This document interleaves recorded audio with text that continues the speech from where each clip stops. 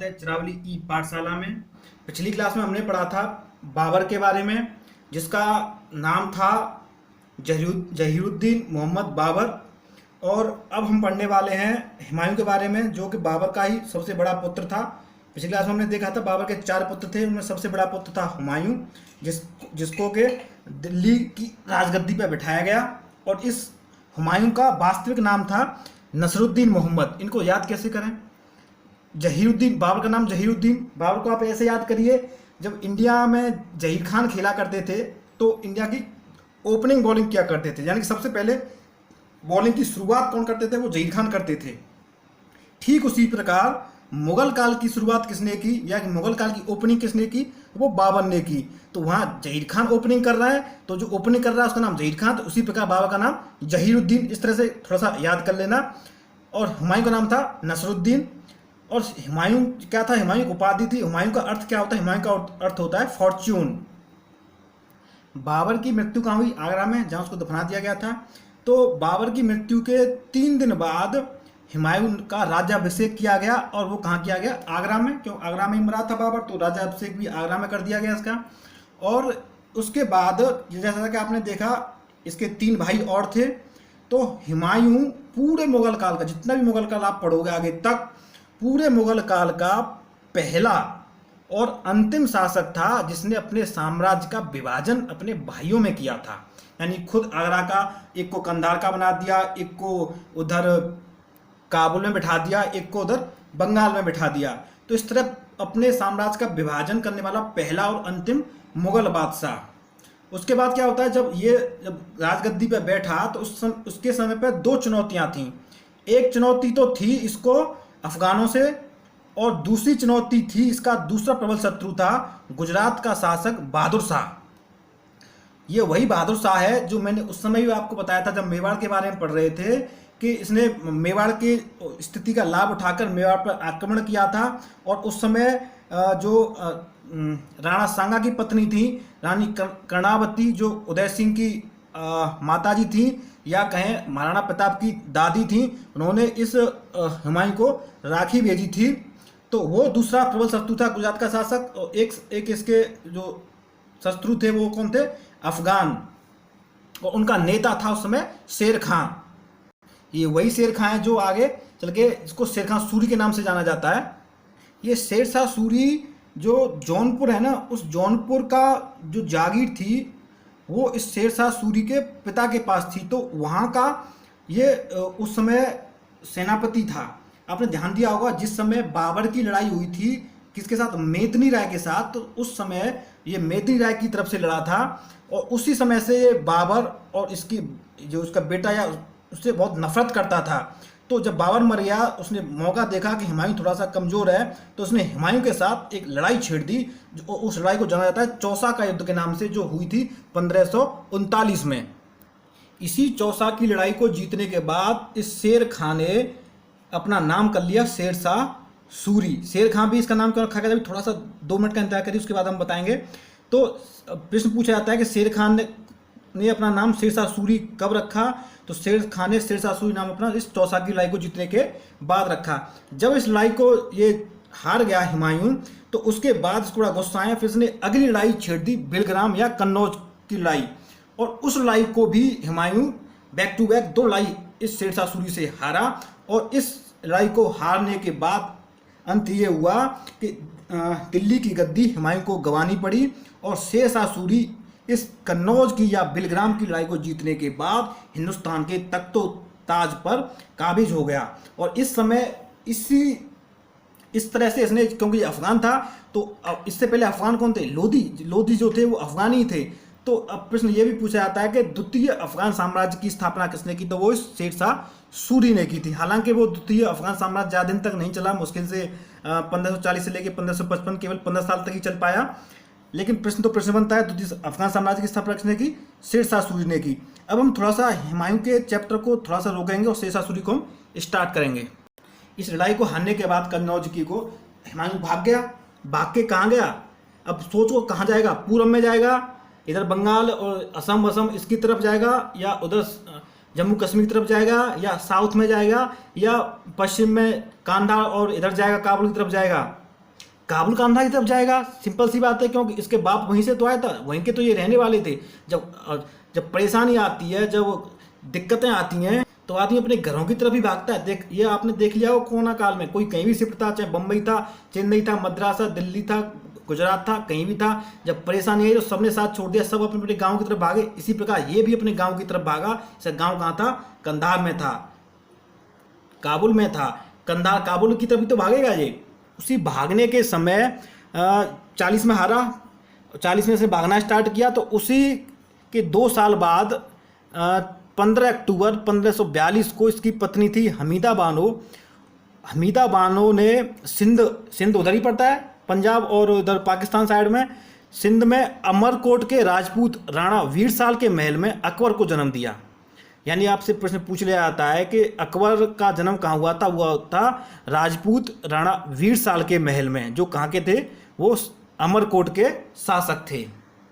इधर हुमायूं कहानी चलती रही, वो भटकता रहेगा 10-15 साल। उसको कहानी को हम दोबारा से स्टार्ट करेंगे। अब हम स्टार्ट करते थे इधर शेरशाह सूरी। अब सुल्तान बन गया, तो शेरशाह सूरी के बारे में। शेरशाह सूरी केवल 5 साल तक ही ताज पर रहा। 1540 से बेलग्राम कन्नौज का युद्ध हुआ था 1540 में, वहाँ से इसने स्टार्ट किया और 1545 में इसकी मृत्यु हो गई। और उसके बाद ये मर गया। तो उसके बाद इसके कुछ वंशज थे, उन्होंने शासन किया अगले 10 साल तक। इसने क्या हुमायूं को हटाकर दिल्ली का सम्राट बना, पढ़ लिया हमने। द्वितीय अफगान साम्राज्य की नींव डाली इब्राहिम लोदी के बाद, ये भी हमने पढ़ लिया। अब पढ़ते हैं ये था कौन। हमने अभी थोड़ी देर पहले बताया था, इसके पिता का नाम हसन खां था, जो कि जौनपुर राज्य के अंतर्गत सासाराम के जमींदार थे। सासाराम कहाँ? बिहार में पड़ता है अभी। तो वहाँ के इसके पिता जमींदार थे। वास्तव में शेरशाह सूरी का नाम क्या था? इसका नाम था फरीद खां। फरीद खां से ये फिर शेर खां पड़ा, शेर खां से शेरशाह सूरी हुआ। तो पहले देखते हैं फरीद खां शेर खां कैसे बना। इस फरीद खां ने ये बड़ा तेजस्वी था, तो इसने एक ही तलवार के वार से शेर के 2 टुकड़े कर दिए। इससे प्रसन्न होकर जो दक्षिण बिहार का सूबेदार था, इसका नाम था बहार खां लोहानी, इसने इसको बोला फरीद खां, तू आज से शेर खां के नाम से जाना है, क्योंकि तूने शेर पर विजय प्राप्त कर ली, एक ही बार में तूने उसके 2 टुकड़े कर दिए, तो आज से तेरा नाम होगा शेर खां। तो उससे लेके शेर खां नाम चलता रहा। और फिर जब इसने चौसा की लड़ाई जीती, उस चौसा की लड़ाई को जीतने के बाद इसने अपना नाम रख लिया शेरशाह सूरी। थोड़े से कामों के बारे में जान लेते हैं। इसका शासन प्रबंध कैसा था? इसका शासन प्रबंध था केंद्रीकृत, जैसे कि हिंदुस्तान में आजकल है। और पूरे उसके शासन की जो बागडोर थी वो अकेले इस शेरशाह सूरी के हाथ में थी। जैसे आजकल नरेंद्र मोदी जी के हाथ में, हालांकि यूपी का या मध्य प्रदेश का या जितने भी बीजेपी शासित प्रदेश हैं, वहाँ के मुख्यमंत्री अलग अलग हैं, लेकिन वहाँ होता वही है जो नरेंद्र मोदी जी चाहते हैं। कोई मुख्यमंत्री अपनी मर्जी से कहीं भी पूरे हिंदुस्तान के अंदर कुछ नहीं कर सकता। ठीक उसी प्रकार शेरशाह सूरी के शासन में भी शेरशाह सूरी के बिना कहे कहीं पत्ता नहीं हिल सकता था। और यही जो इसकी पावर थी, यही इसकी महानता का सबसे बड़ा द्योतक है, यानी सबसे बड़ा महानता का प्रतीक है। इसके समय पूरा साम्राज्य 47 जिलों में बटा हुआ था। और उन जिलों को क्या कहते थे? सरकार कहते थे। जिला नहीं कहते, जिला आजकल कहते हैं। आजकल की भाषा में जिला लिखा हुआ है, लेकिन अगर उसकी भाषा में देखा जाए तो उसका पूरा साम्राज्य 47 सरकारों में बटा हुआ था। फिर आपसे पूछा जाता है शेरशाह सूरी के समय किस में बटा हुआ था राज्य पूरा, तो उसको बोलते थे सरकार। और ये थोड़ा सा ये है कि जो सैन्य अधिकारी होते थे उसे बोलते थे सिकदारन, और जो न्यायिक अधिकारी होता था उसे बोलते थे मुंसिफान। याद कर सको, देख लेना। इसके बाद चलते थोड़ा सा मुद्रा व्यवस्था के बारे में। इसने 3 तरह के सिक्के चलाए। एक तो चलाए चांदी के। उन चांदी के जो सिक्के थे उनको बोलते थे रुपया, जो 180 ग्रेन का होता था। और दूसरे सिक्के चलाए वो चलाए तांबे के, और उन तांबे के सिक्कों को बोला जाता था दाम। और तीसरा इसने सिक्के चलाए सोने के, और उन सोने के सिक्कों को बोलते थे असरफी।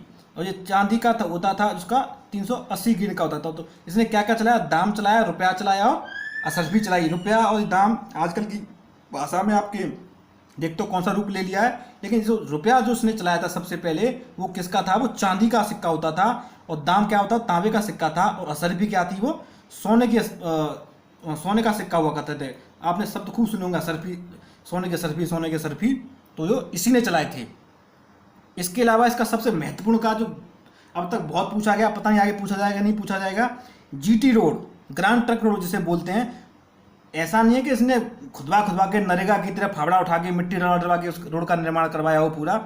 वो रास्ता तो पहले से था ही, जमीन तो पहले से थी, जमीन थोड़ी ना जो अपने हाथ से बना के लाया था, लेकिन उस रास्ते को पूरा मरम्मत करके रास्ते को सुदृढ़ीकरण जो करवाया था वो इसी ने करवाया था।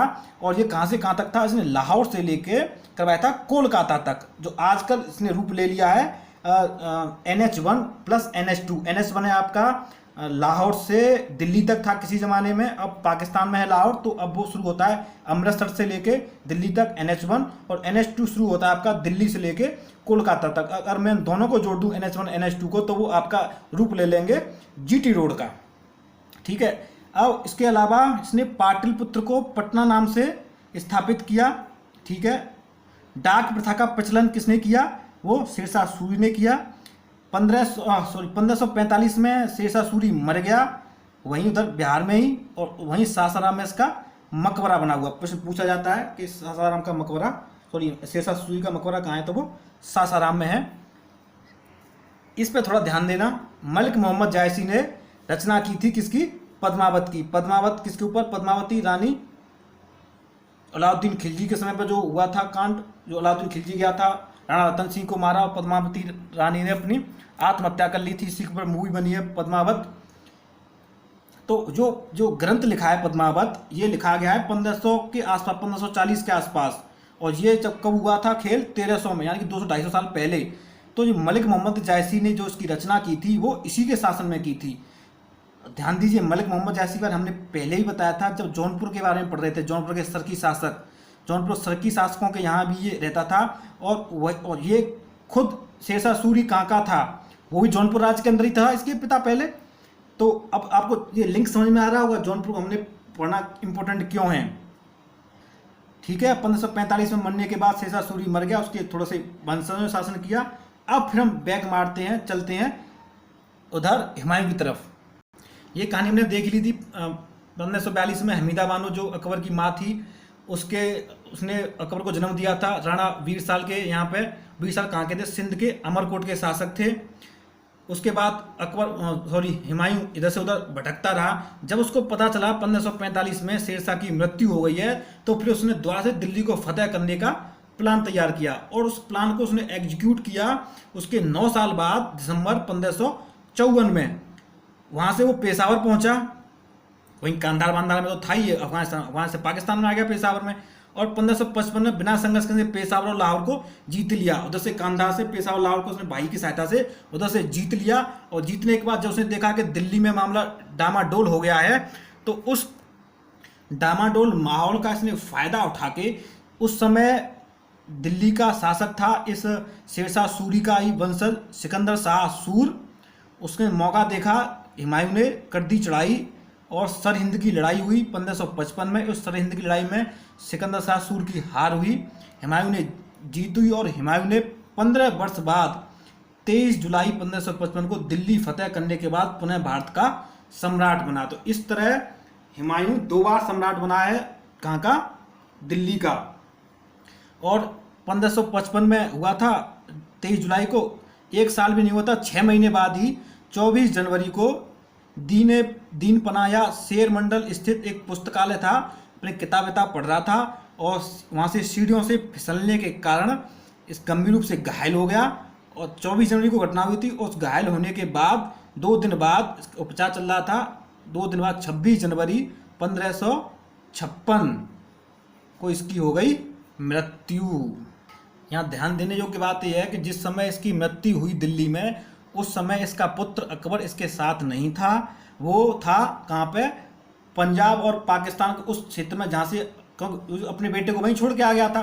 कितना बड़ा बेटा था, 1556 की तो बात है, 42 में अकबर पैदा हुआ, 14 साल का तो था ही। 14 साल के लड़के को लेकर थोड़ा ये लड़ाई करता, अपने बेटे को वहीं सुरक्षित छोड़ के आएगा कि हम दिल्ली में फतेह करते हैं, उसके बाद आराम से तुझे लेने आ जाएंगे। तो तब तक अकबर वहाँ पर था नहीं। अब दिल्ली की राजगद्दी हो गई थी कुछ समय के लिए खाली।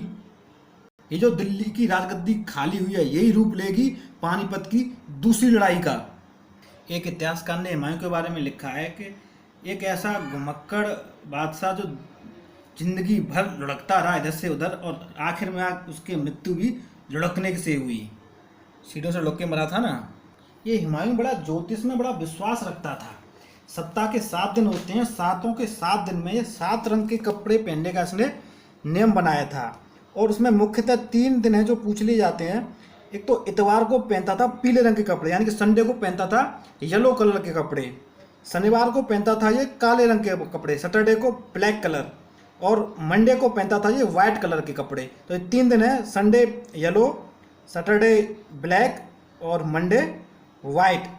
ठीक है, ब्लैक से स्टार्ट हुआ, Saturday black, yellow, white, Saturday, Sunday, Monday, 3 को याद कर लेना, इंपॉर्टेंट है।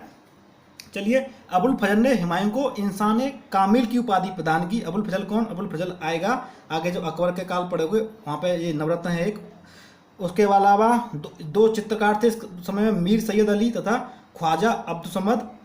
अब चिंता मत करना, ये जितने भी चित्रकार, जैसे हमने दिल्ली सल्तनत पढ़ा ना, उसके शासन व्यवस्था, प्रशासन की स्थिति, चित्रकला, ये सब ना जब मुगल काल खत्म होगा यहाँ तक, औरंगजेब तक, उसके बाद पूरा मैं आपको जितने भी हैं, किसने क्या बनाया, कौन चित्रकार था, कौन रचयिता, जो भी है ना, किसका गुंबद, मकबरा फकबरा, जितने भी ना कहानियाँ, वो पूरी कहानी हम एक जगह इकट्ठा करके दोबारा से पढ़ेंगे, वहाँ से आपको याद करने में आसानी रहेगी। अब जब ये हुमायूं मर गया तो मरने के बाद इसको दफनाया गया दिल्ली में, और इस प्रकार हुमायूं का जो मकबरा है वो दिल्ली में है। और उस मकबरा को किसने बनवाया था? वो मकबरा बनवाया था हाजी बेगम ने। हाजी बेगम कौन थी? हाजी बेगम थी हुमायूं की पत्नी। ठीक है, इस हाजी बेगम ने हुमायूं के मकबरे को बनवाया, और ये मरा था 56 में और मकबरा बनाया 64 में। और इस तरह से ये श्वेत संगमरमर से बनने वाला भारत का प्रथम गुम्बद मकबरा, ध्यान दीजिएगा, गुम्बद मकबरा। इससे पहले किसी भी मकबरा का निर्माण गुम्बद रूप में नहीं हुआ है।